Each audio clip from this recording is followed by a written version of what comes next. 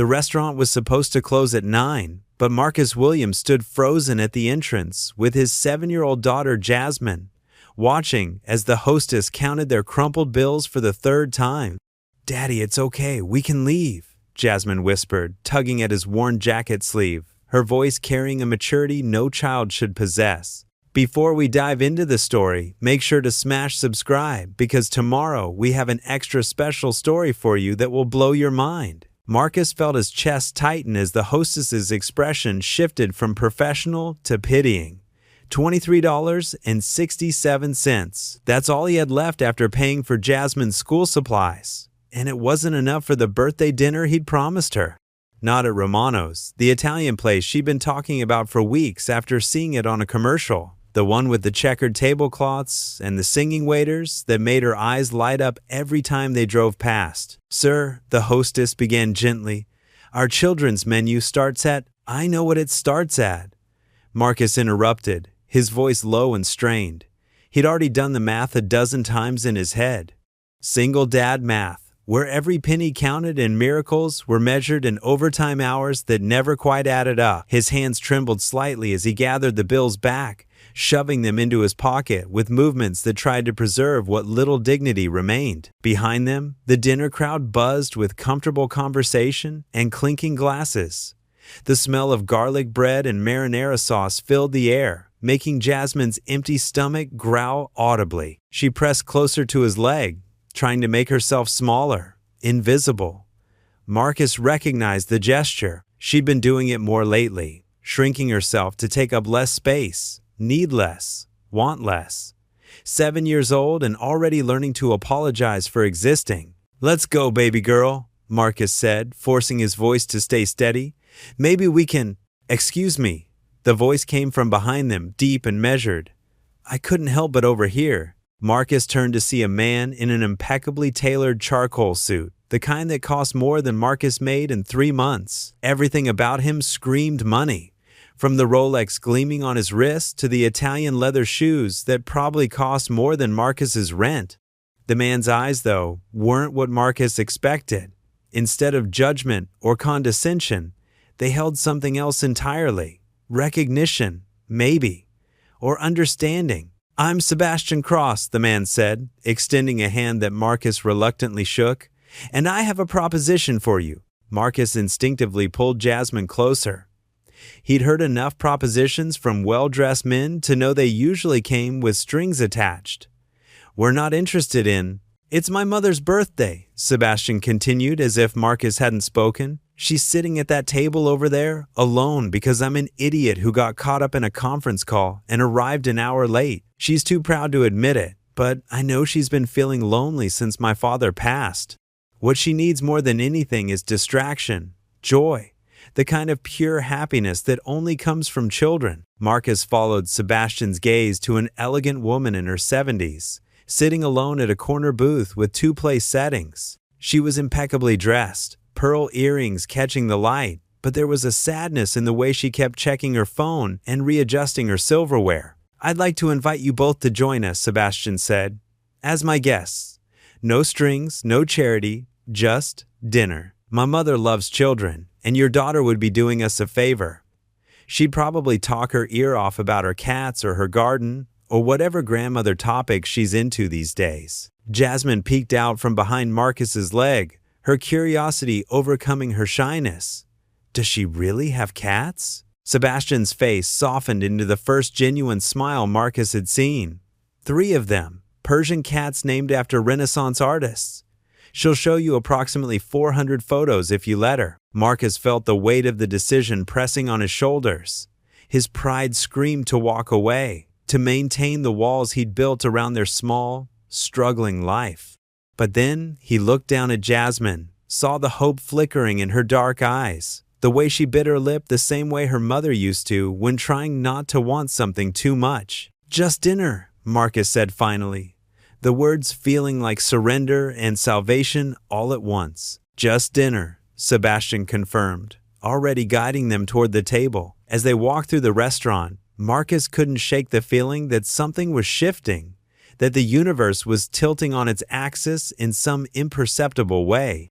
He'd learn later that Sebastian Cross wasn't just wealthy, he was the kind of wealthy that newspapers wrote about, the kind that moved markets with a phone call. But in that moment, he was just a son who disappointed his mother and was desperately trying to make it right. And sometimes, the most profound changes in our lives begin with the simplest acts of desperation. Marcus watched Jasmine transform before his eyes. The shy, apologetic little girl who tried to disappear at the entrance became animated and bright as Mrs. Cross, "Call me Eleanor, dear," showed her photo after photo of her beloved cats. Jasmine's laughter filled their corner of the restaurant, pure and uninhibited in a way Marcus hadn't heard in months. "Michelangelo is the fluffy orange one," Eleanor explained, her weathered hands swiping through photos on her phone. "He's convinced he's a dog, fetches toy mice and everything. We had a cat once," Jasmine said, then caught herself glancing at Marcus. Before. Such a small word to contain so much loss. Before Shayla got sick. Before the medical bills. Before the funeral expenses that drained their savings. Before they had to move from their 2-bedroom apartment to the studio that barely fit their lives. Before Marcus had to work 3 jobs just to keep them afloat. Eleanor didn't press. She simply reached across the table and gently squeezed Jasmine's small hand. "Well, perhaps you'd like to meet mine sometime. They're always eager for new friends." Sebastian had been quiet through most of the meal, observing. He'd ordered for the table without looking at prices, appetizers, main courses, desserts that Jasmine's eyes grew wide at the sight of. Marcus tried not to calculate the total, tried not to think about how this single meal cost more than their weekly grocery budget. "So, Mr. Williams," Sebastian said, as Jasmine became absorbed in choosing between chocolate cake and tiramisu with Eleanor's guidance. "What do you do?" Marcus straightened, the automatic defensive posture of a man used to being judged. "Warehouse work, mainly. Night shifts at Fulton Logistics. Some construction on weekends when I can get it. Delivery driving when things are tight." "When things are tight," Sebastian repeated softly. "And they're often tight?" "We manage," Marcus said, his tone carrying a warning. He'd agreed to dinner, not an interrogation about his circumstances. Sebastian nodded, backing off, but his eyes kept drifting to Jasmine, to the way she savored each bite of her pasta, as if trying to memorize the taste. To her carefully patched backpack leaning against the booth, to Marcus's hands calloused, scarred from work, but gentle as he helped his daughter cut her chicken. "Daddy used to be an engineer," Jasmine announced suddenly, chocolate cake forgotten mid-bite.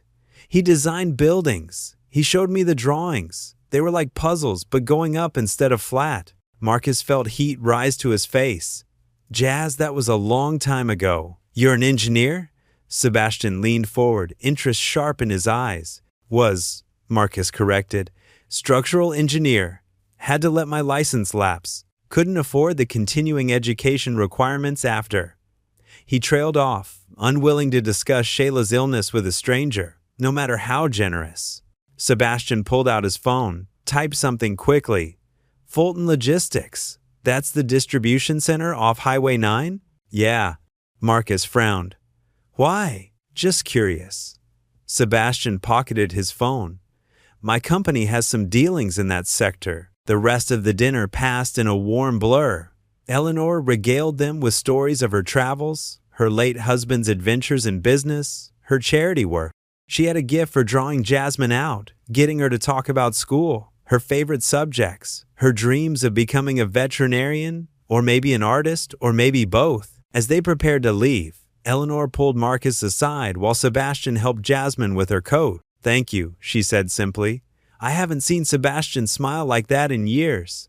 That little girl of yours is special." "She's everything," Marcus replied without thinking, then felt embarrassed by the raw honesty. Eleanor studied him with eyes that had seen decades of joy and sorrow. "I raised my son alone for several years after my first husband passed.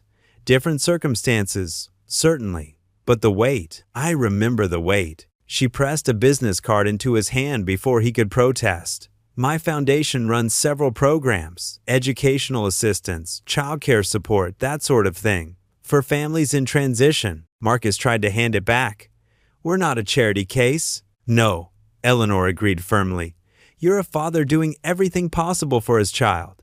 There's no shame in accepting help while you get back on your feet. The shame would be in letting pride rob that beautiful girl of opportunities." What happens next will turn this night upside down, reveal a truth nobody expected, and remind us why sometimes the quietest voices carry the most power. Stay tuned to see what happens next. If you're enjoying the story, please like, share, and subscribe for more. The call came at 5:47 a.m., jarring Marcus from the 3 hours of sleep he'd managed between his warehouse shift and getting Jasmine ready for school. He fumbled for his phone, expecting his supervisor complaining about some inventory discrepancy. "Mr. Williams, this is Sandra Chin from Cross Industries Human Resources." Marcus sat up, suddenly wide awake. "Cross Industries? Sebastian's company?"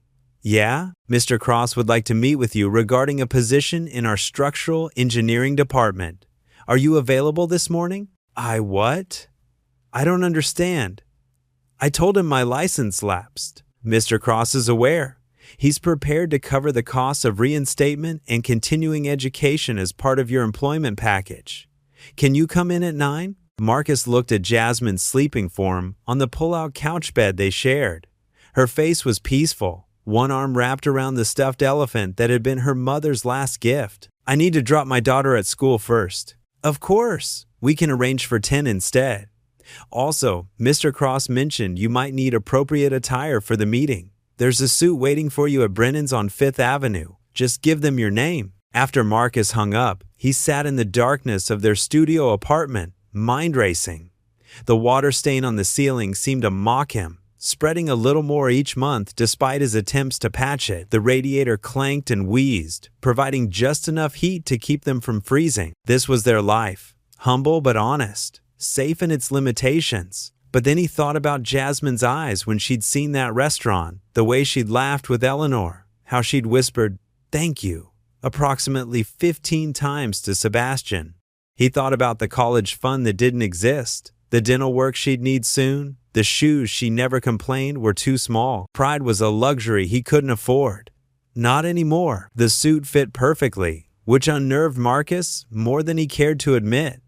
Either Sebastian had an unnervingly good eye for measurements, or he'd done more research than a casual dinner warranted. The fabric felt alien against his skin, too smooth after years of work clothes and clearance rack necessities. Cross Industries occupied the top 20 floors of a gleaming tower downtown. The lobby alone made Marcus feel underdressed despite the $1,000 suit. Everything was marble and glass and purposeful efficiency, people moving with the kind of confidence that came from belonging. "Mr. Williams?" A young woman in a crisp blazer appeared at his elbow. "I'm Taylor, Mr. Cross's assistant. He's waiting for you." The elevator rode up in silence, Marcus's ears popping as they climbed. The doors opened to reveal an office that could have fit 10 of his apartments. Floor-to-ceiling windows showcased the city below, and Sebastian stood with his back to them, hands clasped behind him. "Fulton Logistics is a cesspool," Sebastian said without turning around. "Unsafe working conditions, wage theft, managers who treat workers like disposable parts. I've known this for 2 years. Marcus bristled. "It's a job. It pays." "Barely." Sebastian turned, his expression unreadable. "I had my people pull the public records. 3 OSHA violations in the last 18 months, all buried with minimal fines. 2 workers' comp claims denied on technicalities. And their practice of scheduling just under full-time hours to avoid providing benefits? Criminal, if not technically illegal. You investigating them or me? Both, actually." Sebastian gestured to a chair. "Sit, please." Marcus remained standing.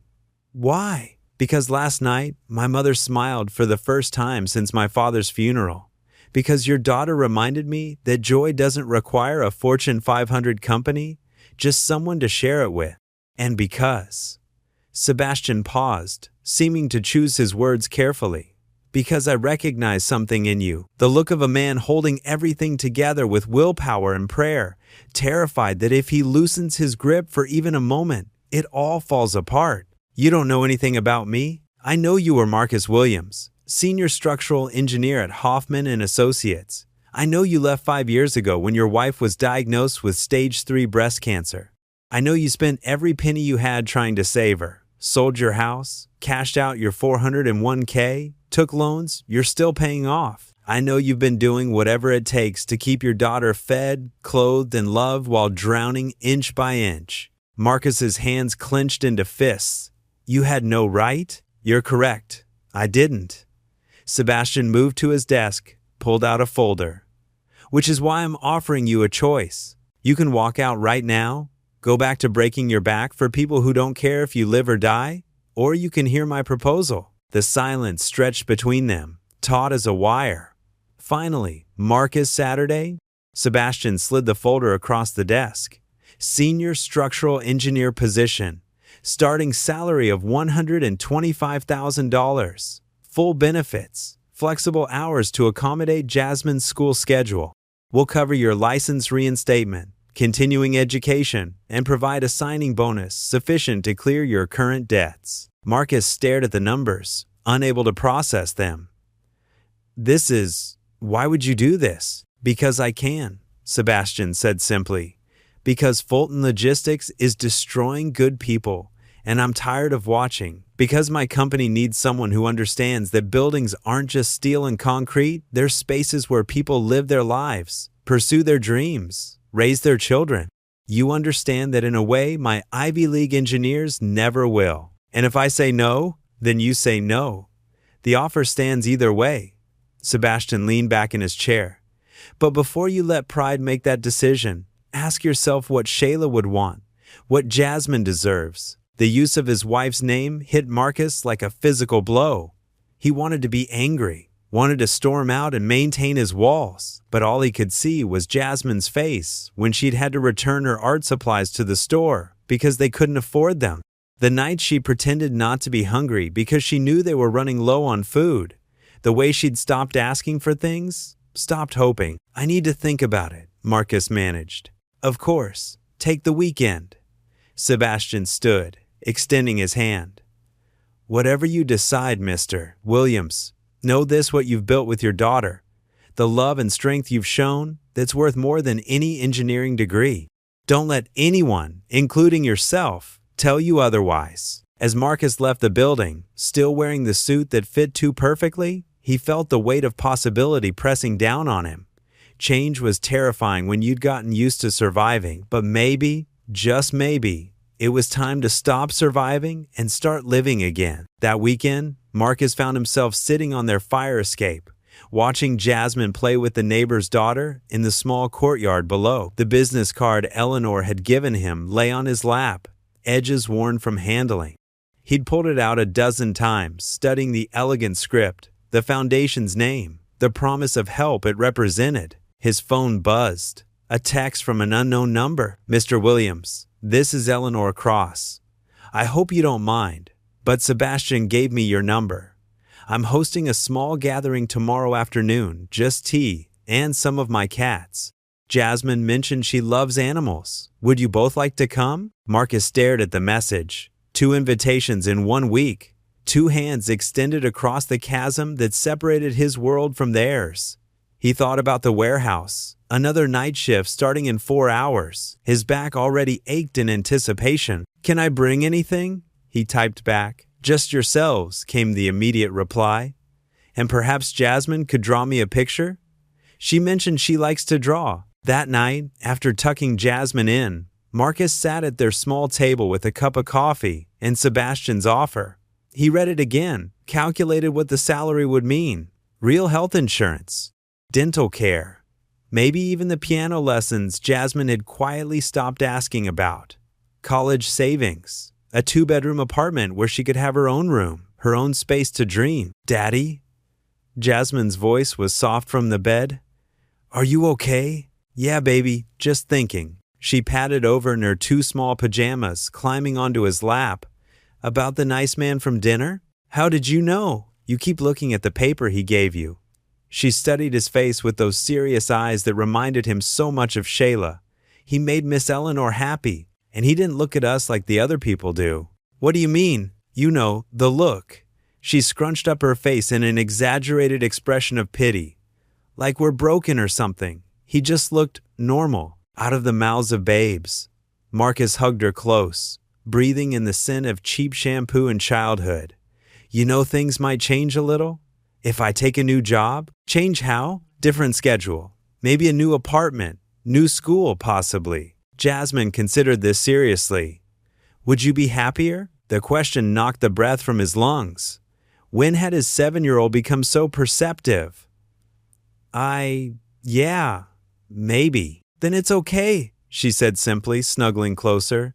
As long as we're together. Eleanor's small gathering turned out to be exactly that. Just the 4 of them in her sun-drenched living room, surrounded by the promised cats and the scent of proper tea. Jasmine was in heaven, carefully petting each cat while Eleanor shared their stories and quirks. Mr. Williams, Eleanor said while the children were distracted. May I be frank? Marcus nodded, setting down his delicate china teacup. Sebastian sent me your resume. Before, I mean. You're overqualified for the position he's offering. I haven't accepted. You should, she interrupted gently. Not because you need us, but because we need you. My son built his empire on brilliance and ambition, but somewhere along the way, he forgot why we build things in the first place. Not for profit margins or market dominance, but for people, for families like yours. She gestured to where Sebastian was helping Jasmine construct a castle from building blocks, his usual corporate armor completely absent. He's different around you both, more like the boy I raised, less like the machine he's become. Mrs. Cross, Eleanor, please. She smiled. I'm going to tell you something about my son.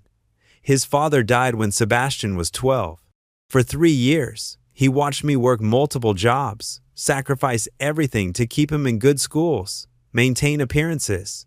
He swore he'd never let anyone he cared about struggle that way again. It's made him successful, but it's also made him careful with connections. Why are you telling me this? Because when he sees you with Jasmine, he sees what he could have been if I'd had a partner, someone to share the load. He sees the father he wished he could have had. Eleanor's eyes grew distant. Take the job, Mr. Williams. Not for the money, though heaven knows that helps. Take it because sometimes the universe conspires to put people together who need each other. That evening, as they prepared to leave, Jasmine presented Eleanor with a drawing 3 cats sitting in a garden, with 2 figures that looked suspiciously like Eleanor and Sebastian in the background. It's beautiful, darling, Eleanor said, eyes misting. I'll frame it. Sebastian walked them to the door. Have you decided? He asked Marcus quietly. Marcus looked at Jasmine, who was carefully carrying a tin of cookies Eleanor had insisted they take home. He thought about pride and survival, about the weight of struggling alone, about the grace of allowing others to help carry the load. When do I start? Sebastian's smile was answer enough. 6 months later, Marcus stood in his new office, not a corner suite, but a real office with a door and windows and his degree freshly mounted on the wall.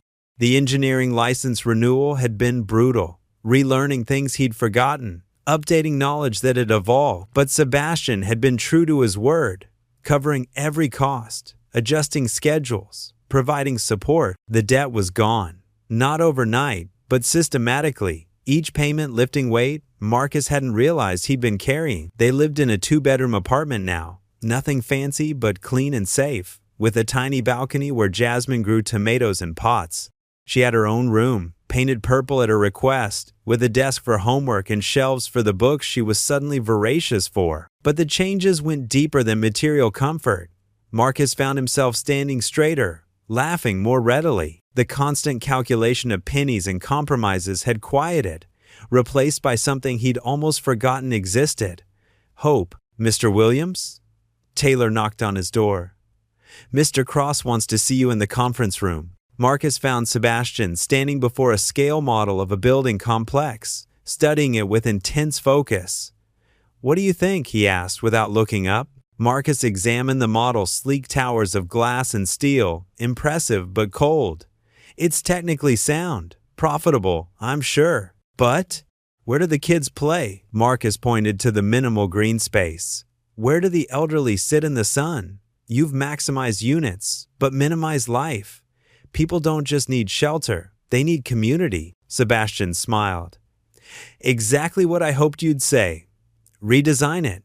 Make it somewhere you'd want Jasmine to grow up. As Marcus left the conference room, mind already turning over possibilities, he nearly collided with Eleanor in the hallway. Marcus, perfect timing. I'm stealing Jasmine after school for a cat cafe adventure, if that's all right. The casual assumption that it was all right, that Jasmine was part of their extended circle now, still caught Marcus off guard, but Jasmine adored her Wednesday afternoons with Eleanor. Returning home, chattering about art galleries and proper tea, and which cat had done what. She'd love that, thank you. Eleanor studied him with that penetrating gaze. You look well, rested. I got 6 hours of sleep last night, Marcus admitted. In a row. It's a miracle. It's what you deserved all along, she corrected. Never forget that. That evening, Marcus picked Jasmine up from Eleanor's penthouse. She was sprawled on the carpet, all 3 cats surrounding her while she drew. The scene was so peaceful, so removed from their struggles of just months ago, that Marcus had to pause and breathe through the emotion. Daddy! Jasmine jumped up, cats scattering. Miss Eleanor taught me to paint with watercolors. Look! She held up a painting, abstract but vibrant, full of joy and color. It's our new home, she explained. See?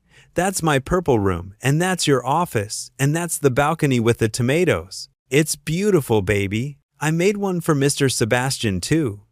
She showed him another painting, darker colors, but with bright spots throughout. It's him being sad sometimes, but then happy when we're around. The emotional intelligence of children never ceased to amaze Marcus. That's very thoughtful. He needs a family, Jasmine said matter-of-factly. Miss Eleanor told me he works too much because he's lonely. She did? Mm-hmm. She said maybe we could be his family sometimes. Would that be okay? Marcus thought about boundaries and complications, about the delicate balance of gratitude and independence. But then he looked at his daughter's hopeful face, thought about Sebastian teaching her to build. Eleanor's lonely years suddenly filled with laughter. Yeah, he said softly. That would be okay. The year anniversary of that first dinner at Romano's arrived with little fanfare.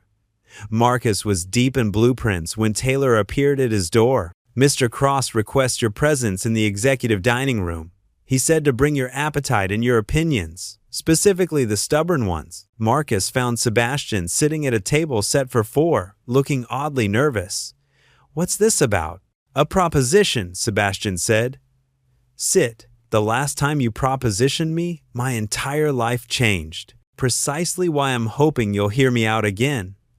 Sebastian poured water, his movements unusually fidgety. Cross Industries is expanding into affordable housing, real affordable housing, not the luxury apartments we label as such for tax breaks. I need someone to head the division. You have dozens of executives. I have dozens of people who see profit margins. I need someone who sees families, who understands that a home isn't just square footage and amenities, but dignity and possibility. Sebastian met his eyes. I need you. Marcus sat back, stunned. That's a massive responsibility. Yes, it is. Sebastian leaned forward. The salary is commensurate, of course. Equity, participation, full autonomy in hiring, direct report to me. But more importantly, you'd be building communities. Safe, affordable places where single parents don't have to choose between rent and medicine, where kids like Jasmine have space to grow and dream. Why? Marcus asked. Why does this matter to you so much? Sebastian was quiet for a long moment. Because I have everything, he said finally. Money, power, influence, and for years, it meant nothing. Just numbers on spreadsheets, deals that made rich people richer. Then you and Jasmine walked into that restaurant, and I remembered why we're supposed to build things, not for legacy or profit, but to make life better for people who deserve every chance. Before Marcus could respond, Eleanor entered with Jasmine in tow. Are we late? Someone insisted on feeding the ducks in the park. The ducks were hungry, Jasmine protested, running to hug Marcus. Daddy, guess what? Miss Eleanor is teaching me French. Listen, bonjour, je m'appelle Jasmine. The 4 of them sat around the table, and suddenly Marcus understood. This wasn't a business meeting. This was a family dinner. Somewhere between that desperate night at Romano's and now, they'd woven themselves together. The billionaire who'd forgotten how to connect, the grandmother starved for family, the single father carrying the world, and the little girl who'd brought them all together. "I'll need assistance," Marcus said finally. "People who understand what we're trying to build." Sebastian's face lit up. "Anyone in mind? There's a woman at Fulton Logistics, Maria. She's been there 15 years, knows every struggle those workers face. And James, from my night shift veteran, solid as they come, raising 3 kids solo. Hire them. Hire whoever you need." Eleanor raised her water glass. "To building more than buildings. To family," Jasmine added seriously, raising her juice box. They toasted, and Marcus felt the last of his walls finally crumble. This wasn't charity anymore, wasn't rescue. This was partnership. This was belonging. 2 years later, the first Williams Cross community opened in the same neighborhood where Marcus and Jasmine had once struggled. It wasn't just affordable housing, it was a revolution in thinking. Playground designed by children's input. Community gardens tended by residents. A child care center staffed by trained professionals, subsidized to be truly accessible. Study spaces for kids to do homework. A food pantry that operated on dignity, not shame. Marcus stood at the ribbon-cutting ceremony. Jasmine beside him, now 9 and poised, wearing the dress Eleanor had helped her pick out. Sebastian gave a brief speech about corporate responsibility, but his eyes kept drifting to them, pride evident in every glance. "Daddy," Jasmine whispered. "Is Mom watching?" Marcus squeezed her hand. "Yeah, baby, she's watching." After the ceremony, as residents began moving in, Maria, now director of community services, pulled Marcus aside. "The Johnsons from 4B? Single mom? 3 kids?" She cried when she saw the apartment, said she'd been sharing a single room at her sister's for 2 years. Marcus nodded, throat tight. He knew that story, had lived it. "Mr. Williams?" A young father approached, baby in arms. Thank you. For the first time since my wife left, I feel like I can do this, like I can give my son a real home." After the man walked away, Sebastian appeared at Marcus's elbow. "How many times are you going to hear that today?" "Not enough," Marcus replied. "Never enough." Eleanor had Jasmine by the hand, introducing her to other children, already building the community that would sustain this place. She caught Marcus's eye and smiled, that knowing look that said she understood this was healing in action, redemption through creation. That night, in their apartment, they'd kept the modest 2-bedroom despite Marcus's promotion. Some habits dying hard, Marcus tucked Jasmine in. "Daddy, are we rich now?" Marcus considered the question. "In what way?" "Kids at school say Mr. Sebastian is rich, and we're like family now, so." "We have enough," Marcus said carefully. "More than enough. But being rich isn't about money." "I know," Jasmine said. "It's about having people who love you. Like how Miss Eleanor says she's the richest woman in the world when we're all together." "That's exactly right. So we're very, very rich," she concluded happily. Marcus kissed her forehead, turned off the light. In the living room, he found a package on the table. Inside was a framed photo from the ribbon cutting him, Jasmine, Sebastian, and Eleanor, standing together like they'd always belonged that way. The note was in Sebastian's precise handwriting. "Family isn't always about blood. Sometimes it's about showing up at exactly the right moment. Thank you for saving us as much as we saved you." Marcus set the photo on the mantle next to Shayla's picture. The past and present coexisting, loss and love intertwined. His phone buzzed Sebastian asking if they were still on for Sunday dinner at Eleanor's. It had become tradition, these weekly gatherings where business was forbidden and laughter was mandatory. "We'll be there," Marcus typed back. He stood in his modest living room, looking at the evidence of their rebuilt life. Jasmine's art covering the walls. Books she could afford to own, not just borrow. Photos of adventures, museums with Eleanor, building projects with Sebastian, community events at the housing complex. The man who'd stood in Romano's with $23 in change couldn't have imagined this. Not the money, though. Financial security had its own healing power, but the wealth of connection, of purpose, of belonging. His phone rang. Sebastian again. Marcus, I've been thinking about the next community. What if we included a small business incubator? Help parents start their own. It's Sunday night, Marcus interrupted. Eleanor's rules. She's the one who suggested it. She's right here, plotting with Jasmine about turning the first floor into an art studio for kids. Marcus could hear them in the background, his daughter's voice bright with excitement, Eleanor's laughter young and alive. I'll be there in 20 minutes. Bring ice cream, Sebastian said. Jasmine specifically requested mint chocolate chip. She's got you wrapped around her finger. Completely, Sebastian agreed without shame. Hurry up, we're family. We wait for each other. As Marcus grabbed his keys and headed for the door, he thought about that night at Romano's. How close he'd come to walking away, to letting pride rob them of this future. Sometimes grace comes disguised as humiliation. Sometimes rescue looks like surrender.